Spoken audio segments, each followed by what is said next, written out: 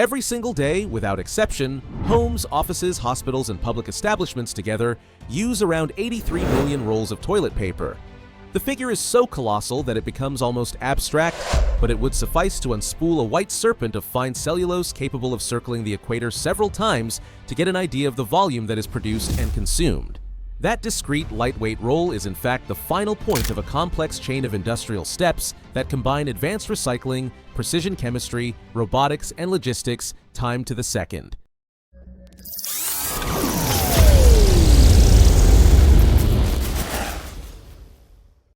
The historical antecedent dates back to 1857 when Joseph Gaiety launched his medicinal paper in loose leaves impregnated with aloe, promoted as a hygienic alternative to reusable rags and newspaper.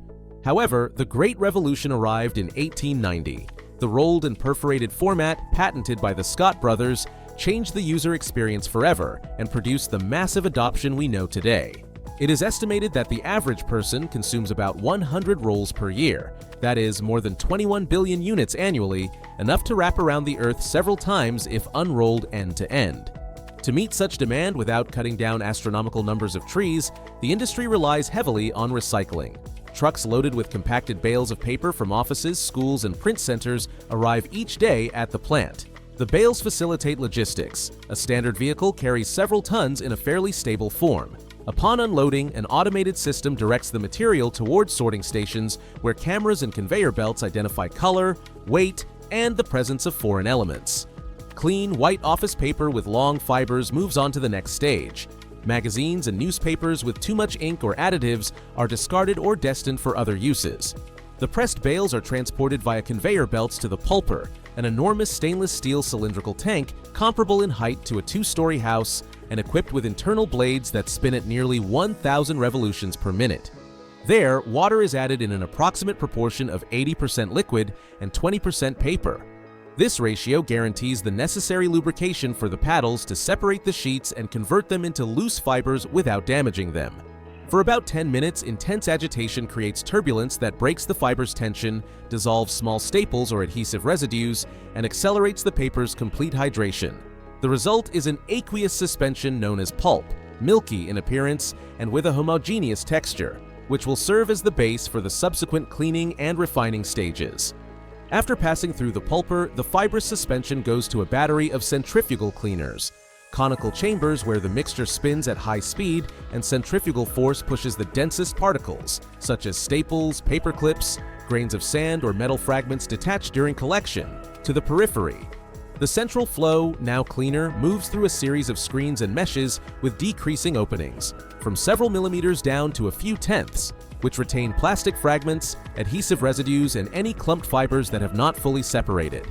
Once these mechanical barriers are overcome, the pulp still contains two critical contaminants: the ink adhered to the fibers and the lignin that gives a brownish coloration. To remove the ink, the flotation process is used. In large cells, fine jets of air are injected while specific surfactants are dosed. These agents reduce surface tension and encourage ink particles, resins, and small mineral loads to adhere to the bubbles generated. As the air rises, it carries the pigments with it to form a dark foam at the top, which is continuously removed by scrapers.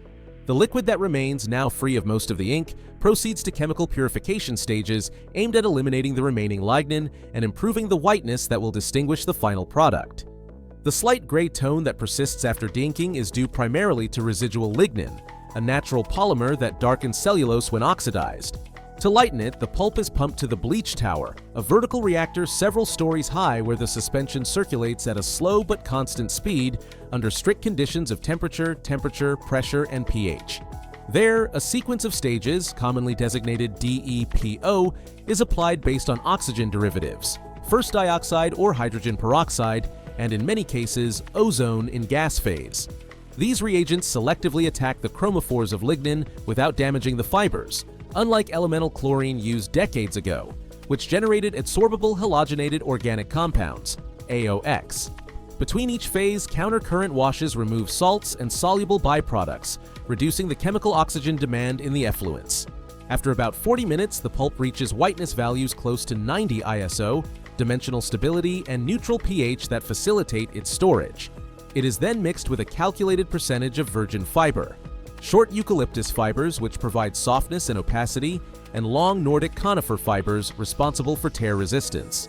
From this combination emerges a balanced raw material, ready to enter the sheet-forming section and become white, absorbent, and structurally robust toilet paper. The bleached and refined suspension, a uniform mixture of fibers, water, and small mineral loads, is pumped to the head box of the paper machine, a distributor that spreads the pulp perfectly evenly onto a moving synthetic mesh. Upon contact with the fabric, 96% of the water leaves the mixture almost immediately. Part drains by gravity, part is extracted by vacuum boxes installed beneath the mesh, and another fraction evaporates due to the friction of air generated as the web moves. This initial stage, called wet forming, lasts mere fractions of a second, but is crucial for defining fiber orientation and, consequently, the future softness, opacity, and strength of the toilet paper. Next, the still fragile web passes through the pressing section. 2, sometimes 3, felt-covered rollers exert pressures exceeding 200 kilonewtons per meter, squeezing out residual moisture until the content is close to 50%. The heat released by compression helps fix the fibrous structure. Immediately afterward comes the thermal drying phase. The web travels over a series of hollow steel cylinders, known as Yankee dryers, heated internally with steam at about 120 degrees Celsius.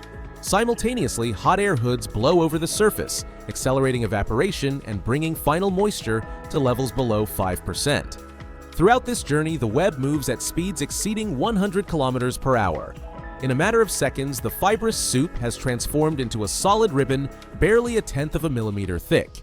Once stabilized, it is wound onto metal shafts to form parent rolls that can reach 75 kilometers in length and weigh over 3 tons.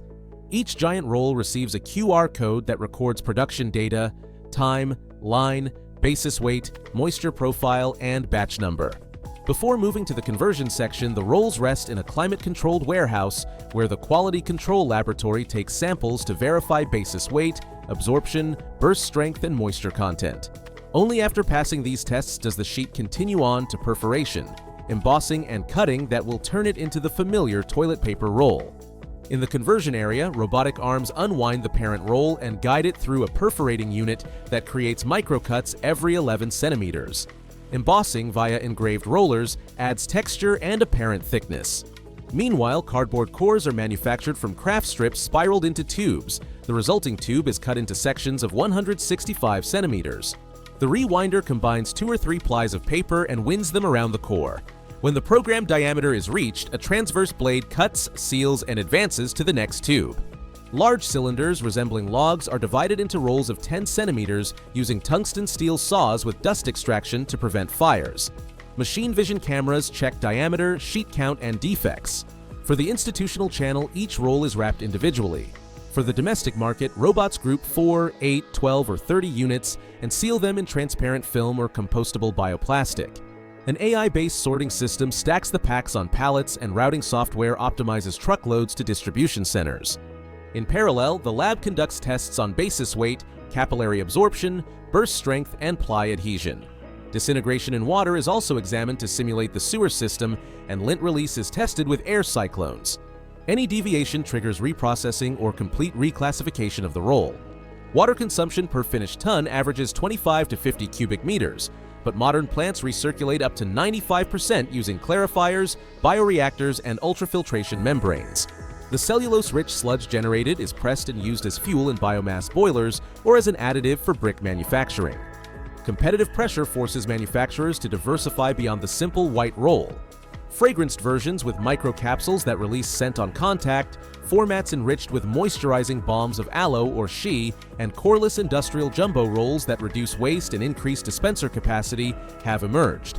Meanwhile, non-wood fibers, fast-growing bamboo, sugarcane bagasse, miscanthus grass are being explored to lessen dependence on boreal forests. R&D centers investigate chitosan-based antibacterial coatings and supercritical carbon dioxide dinking processes capable of cutting water and chemical use. Beyond its hygienic function, toilet paper has become a cultural object that reflects societal fears, habits, and values. The shortage experienced in 2020, when the pandemic strained supply chains and many consumers hoarded packages, transformed it into a symbol of domestic security and foresight, almost on par with bread and water.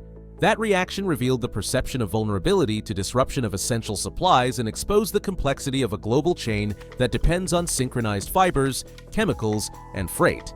The roll hanging from the holder condenses some 15 hours of industrial work in which high-purity recycling, precise chemistry, and rapid robotics intertwine. During the process, post-consumer paper is broken down, inks are removed by flotation, it is bleached without chlorine and combined with virgin fiber to balance softness and strength. Sensors adjust moisture and basis weight on the fly, while water is almost entirely reused and waste is converted into energy. Thus, every strip you unroll is the result of fine engineering and circular economy applied to an everyday gesture,